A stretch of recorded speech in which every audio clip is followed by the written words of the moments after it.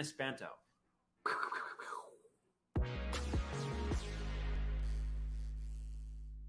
All right, we're back on the show with Darren Espanto. He's joining us, and it is time for the Darren Addicts to weigh on in with some fan questions. Let's get to @Allie the Army. She asks, who would you like to do a collab with?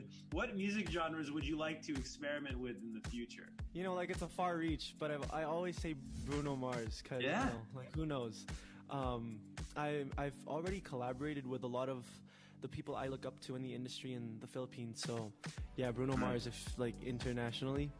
Bruno now is writing and producing for artists, so it would almost be cool to even like dip your toe in the collab with him in that realm, right? Where he writes a song for you, or produces a song for you.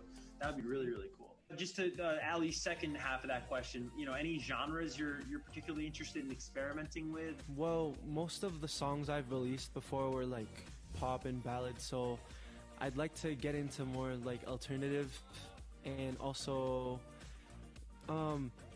not really hip-hop, but something kind of like that. Something percussive, maybe? Yeah, I'd say so, because it's pretty popular in the Philippines right now, doing those types of songs. So I'd like to, you know, try and do a song that's kind of like that, but of course, like, it still sounds like Darren. Right, you know? right. It's poured through the filter of you and who you are. Yeah, absolutely. @Janan Eons, why? I hope that's how I say your name. So they said, yay, thanks, Kevin. Since it's pandemic, any plans of going back to the Philippines soon? Hopefully soon, yeah. But I also look forward to spending Christmas with my family since I'm already here. Yeah. So we'll see how it goes.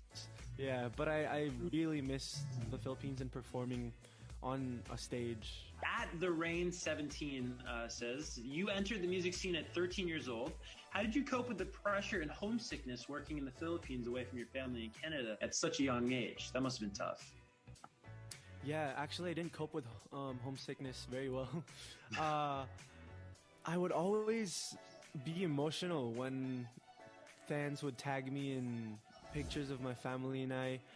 And I remember, like, when I would be able to do shows here in Canada and going back onto the plane without my family, like, I'd be crying when I bet.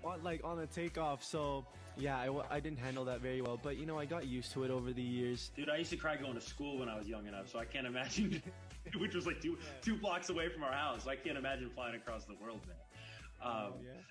@Solid8Joy, planning on doing another dance cover? Dancing isn't really my first love, you know? Right. So I'll have to think about another dance and, you know, choreography for it. But of course, I want to do more dance covers in the future soon, just so that it's something different from me singing all the time. So in other words, Solid8Joy, keep streaming and viewing the BTS dance cover. Yeah. Well, this is actually really funny. We're going to get back to the requests right now. I want to thank Darren Addicts for sending in the questions, and of course you for